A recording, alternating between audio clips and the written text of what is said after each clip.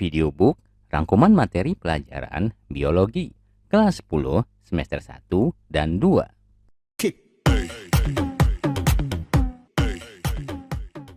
Daftar isi videobook semester 1 bab 1 hakikat biologi sebagai ilmu, bab 2 virus, bab 3 arkeobakteria dan eubakteria, bab 4 protista, bab 5 jamur, semester 2 bab 6 keanekaragaman hayati di Indonesia, bab 7 dunia tumbuhan, bab 8 dunia hewan, bab 9 ekosistem dan peranan manusia dalam ekosistem.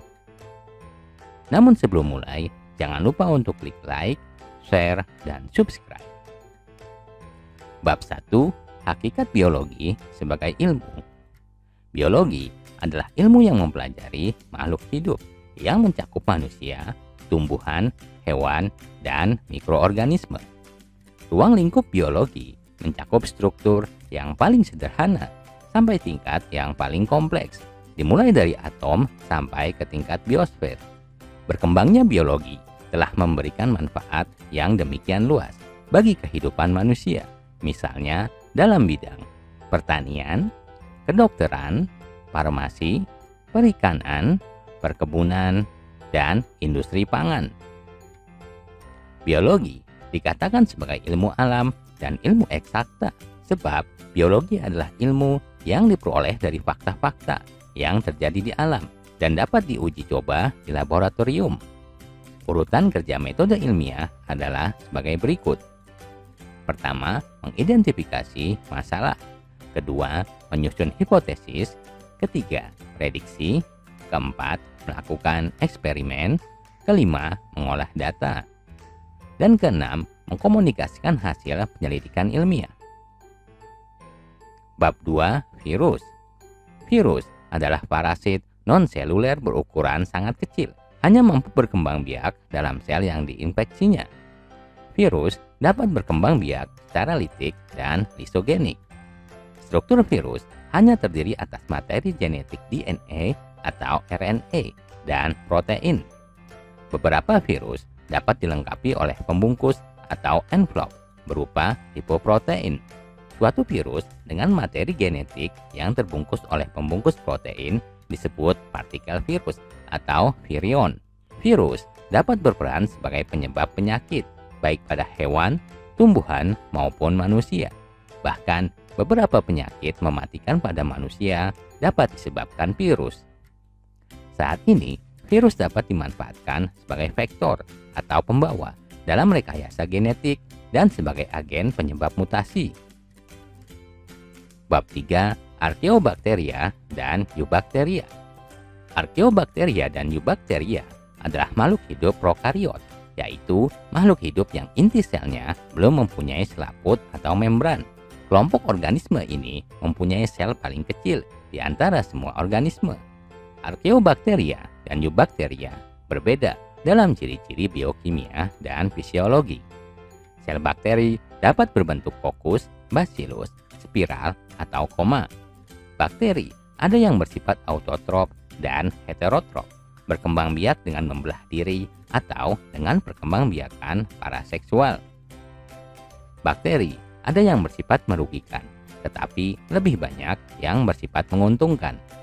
Alga biru adalah organisme fotosintetik paling sederhana yang mempunyai pigmen klorofil, karotenoid, vicocyanin, dan vicoretrin. Sel alga biru berukuran antara 1 sampai 60. Perkembangbiakannya dapat melalui pembelahan sel, fragmentasi, dan pembentukan spora. Peran alga biru diantaranya sebagai penambat nitrogen dan sumber protein sel tunggal. Bab 4 protista. Berdasarkan cara memperoleh makanan dan cara hidupnya, protista dikelompokkan dalam 3 kelompok besar. Protista yang menyerupai tumbuhan hidup autotrof dan banyak ditemukan pada permukaan air tawar maupun air laut. Kebanyakan protista dari kelompok ini merupakan fitoplankton di air dan merupakan penyedia biomasa dan oksigen dalam jumlah yang sangat besar. Jadi, berperan sebagai produsen dan merupakan awal rantai makanan di perairan. Cara perkembangbiakan protista yang menyerupai tumbuhan kebanyakan secara aseksual, tetapi ada juga yang membentuk struktur seksual tertentu. Protista yang menyerupai fungi mendapatkan makanan dan energi dengan cara menguraikan dari materi organik lain. Dengan demikian, mereka merupakan makhluk hidup heterotrof. Perkembangbiakan dilakukan secara aseksual dengan pembelahan mitosis. Protista yang menyerupai hewan disebut juga protozoa yang bersel tunggal, mempunyai variasi bentuk yang kompleks dan kebanyakan dapat bergerak dengan cara berbeda. Reproduksi terjadi secara aseksual dan seksual. Protozoa terdiri atas Flagellata, Sarcodina, Coleophora, dan Sporozoa. Peran penting kelompok ini diantaranya menjaga keseimbangan ekologis pada banyak komunitas di lingkungan daratan basah maupun di perairan. Beberapa protozoa bersifat parasit dan menyebabkan penyakit pada hewan dan manusia. Contoh penyakit yang disebabkan kelompok protozoa adalah penyakit disentri, yaitu diakibatkan oleh Entamoeba histolytica. Penyakit tidur diakibatkan Trypanosoma. Penyakit toksoplasma diakibatkan Toxoplasma gondii. Dan yang paling terkenal adalah penyakit malaria diakibatkan Plasmodium. Bab 5. Jamur. Hifa jamur membentuk suatu anyaman yang disebut miselium, yaitu merupakan jaringan makan dari suatu jamur. Jamur merupakan organisme heterotrof yang mendapatkan makanan melalui penyerapan. Jamur berkembang biak dengan spora yang dihasilkan secara aseksual dan seksual. Jamur diklasifikasikan ke dalam 4 divisi: Chytridiomycotina, Zygomycotina, Ascomycotina, dan Basidiomycotina. Chytrid menghasilkan zoospora atau spora berflagel. Ascomycetes membentuk spora di dalam ascus, sedangkan Basidiomycetes membentuk spora dalam basidium. Kapang adalah jamur yang miseliumnya tumbuh sebagai saproba atau parasit pada berbagai jenis substrat. Khamir adalah jamu bersel satu yang menempati habitat cair dan lembab. Contohnya adalah ragi. Lichen merupakan simbiosis dari alga bersel satu yang disatukan dalam jaringan hifa jamur. Mycorrhiza merupakan asosiasi mutualistik akar tumbuhan dengan jamur. Bab 6. Keanekaragaman hayati di Indonesia. Keanekaragaman hayati merupakan keberagaman makhluk hidup yang menempati planet bumi baik di darat, di perairan, maupun di alam. Keberagaman tersebut meliputi semua aspek, mulai dari ukuran tubuh, susunan sel, fungsi, fisiologis, sampai pada peranannya dalam ekosistem. Keanekaragaman hayati terjadi karena adanya keanekaragaman gen meningkat pada keanekaragaman jenis, sampai pada tingkat makro, yaitu keanekaragaman ekosistem. Berangkat dari keanekaragaman hayati inilah, planet bumi terbagi menjadi wilayah-wilayah ekosistem dengan karakter khas yang terbentuk karena karakter organisme-organisme penghuninya. Ekosistem terbentuk karena adanya dinamika interaksi kompleks antar penghuninya. Beragam tumbuhan berinteraksi dengan beragam hewan dalam memenuhi kebutuhan dasar hidupnya agar tetap dapat beradaptasi terhadap lingkungan abiotik dan biotik. Keberagaman ekosistem daratan meliputi hutan, gurun, pantai, rawa, serta ekosistem laut, termasuk terumbu karang, menunjukkan keberagaman hayati planet bumi ini. Konsentrasi keberagaman hayati berbeda-beda di setiap ekosistem, bergantung pada karakter zona geografisnya. Konsentrasi keanekaragaman hayati tertinggi terletak di negara kepulauan Indonesia pada khususnya, dan di Malaysiana pada umumnya. Keberagaman spesies manusia tidak diragukan lagi telah mampu mengubah karakteristik alami suatu ekosistem. Manusia membuat berbagai kriteria nilai pada hampir semua organisme sesuai dengan kebutuhan mereka. Maka muncul nilai ekonomi, nilai kegunaan, nilai konsumtif, nilai non-konsumtif, nilai pilihan, dan seterusnya. kebutuhan manusia yang tak terbatas, mendorong kemampuannya untuk mengeksplorasi aspek biotik dan abiotik tanpa memperhitungkan daya dukung, daya toleransi, dan kelestarian lingkungan. Timbullah efek yang mengkhawatirkan dan mengancam eksistensi planet bumi, seperti polusi, punahnya suatu organisme, rusaknya kestabilan ekosistem, munculnya ras atau varietas baru buatan manusia yang sifatnya merusak. Secara keseluruhan, efek tersebut mengancam berkurangnya keanekaragaman hayati. Bab 7. Dunia tumbuhan. Tumbuhan vaskuler memiliki jaringan pembuluh angkut yang terdiri atas xilem dan flom. Tumbuhan lumut termasuk ke dalam tumbuhan non-vaskuler. Dalam siklus hidupnya, tumbuhan lumut mengalami pergiliran turunan haploid dan diploid. Pada lumut daun, gametrofit merupakan generasi dominan. Tumbuhan vaskuler tak berbiji meliputi 3 divisi, yaitu paku kawat, paku ekor kuda, dan paku sejati. Tumbuhan paku yang menghasilkan satu jenis spora disebut homospora. Satu-satunya paku yang heterospora adalah paku air. Tumbuhan biji terbuka meliputi 4 divisi, yaitu Cicadophyta, Ginkgophyta, Genetophyta, dan Coniferophyta. Strobilus merupakan alat perkembangbiakan tumbuhan Gymnosperma. Tumbuhan bunga dibedakan antara monokotil dan dikotil. Gymnosperma mengalami pembuahan tunggal, sedangkan pada Angiosperma terjadi pembuahan ganda. Bab 8. Dunia hewan. Kingdom Animalia atau dunia hewan merupakan kelompok yang mempunyai anggota sangat luas, terdiri atas invertebrata dan vertebrata. Kingdom Animalia mempunyai bentuk tubuh dan alat-alat tubuh yang bervariasi. Variasi bentuk tubuh dapat dikategorikan dengan melihat bentuk simetri tubuhnya. Berdasarkan simetri tubuh, hewan ada yang berbentuk simetri radial dan simetri bilateral. Secara umum, kingdom dapat dibagi menjadi 2 kelompok, yaitu invertebrata atau hewan tak bertulang belakang dan vertebrata atau hewan bertulang belakang.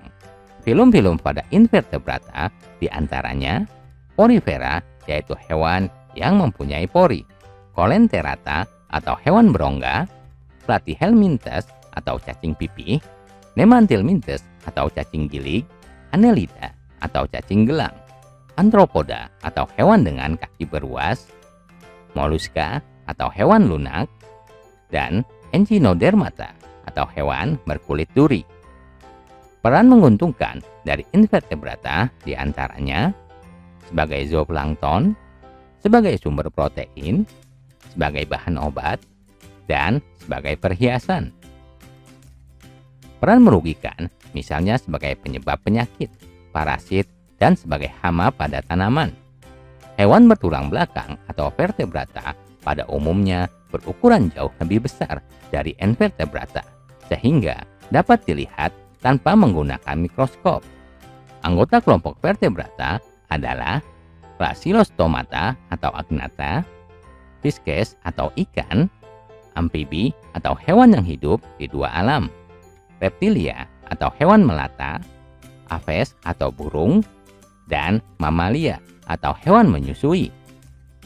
Peran penting vertebrata secara biologi adalah sebagai penjaga keseimbangan ekologis di berbagai komunitas. Semua vertebrata berperan sebagai konsumen, baik sebagai konsumen pertama, kedua, ketiga, dan seterusnya. Bagi manusia, hewan vertebrata dapat berperan di antaranya sebagai sumber makanan, sebagai alat berburu, sebagai bahan baku industri kulit, objek penelitian, atau sebagai alat transportasi.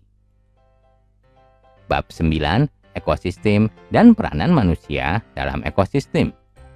Pada suatu ekosistem, terjadi hubungan saling mempengaruhi antara komponen abiotik dan komponen biotik. Komponen abiotik adalah komponen tak hidup, misalnya air, tanah, mineral, CO2, O2, suhu, pH, kelembapan, dan kadar garam. Komponen biotik terdiri atas makhluk hidup, yaitu produsen, konsumen, pengurai, dan detritivor. Produsen adalah tumbuhan dan beberapa bakteri serta alga yang dapat membuat makanannya sendiri. Produsen menyediakan makanan bagi konsumen primer.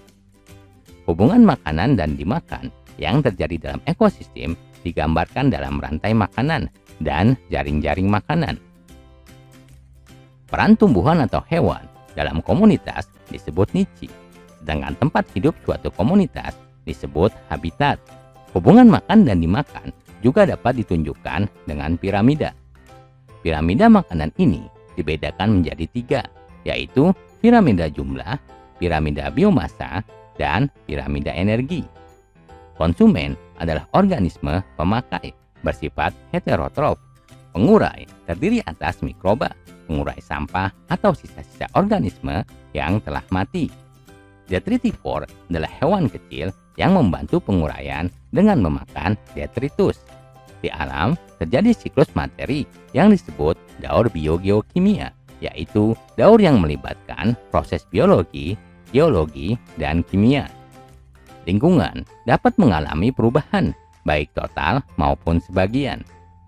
Perubahan ekosistem tersebut dapat terjadi baik secara alami maupun akibat ulah manusia. Perubahan yang berlangsung dalam ekosistem ini disebut suksesi. Suksesi dapat dibedakan menjadi suksesi primer jika kerusakan ekosistem terjadi secara total dan terbentuk ekosistem baru yang berbeda. Suksesi sekunder jika terjadi kerusakan hanya sebagian dari ekosistem. Faktor-faktor penyebab terjadinya kerusakan atau perubahan lingkungan antara lain penebangan hutan secara liar, meningkatnya pencemaran, terjadinya bencana alam, misalnya tsunami, gempa, gunung meletus, banjir, dan kebakaran hutan. Pencemaran dapat terjadi pada tanah, air, dan udara. Pencemaran tanah disebabkan oleh limbah atau sampah anorganik, misalnya plastik, kaca, kaleng, logam-logam berat, insektisida, herbisida, dan radioaktif. Pencemaran air disebabkan oleh pupuk, insektisida, deterjen, senyawa berbahaya dari industri, misalnya asam, basa, atau logam berat. Juga disebabkan oleh sampah domestik atau limbah rumah tangga, tumpukan minyak, dan radioaktif. Polusi udara disebabkan karena bertambahnya gas-gas beracun dan partikel-partikel beracun seperti gas CO, CO2, SO2, NO2, NH3, PB, ZU, V, C, dan Ni. Sumbernya adalah asap pabrik, asap kendaraan bermotor, pembakaran kayu, atau bahan bakar fosil, dan lain sebagainya. Manusia harus menanggulangi atau mencegah kerusakan lingkungan, misalnya dengan mencegah kerusakan hutan, mencegah pencemaran, mengelola limbah.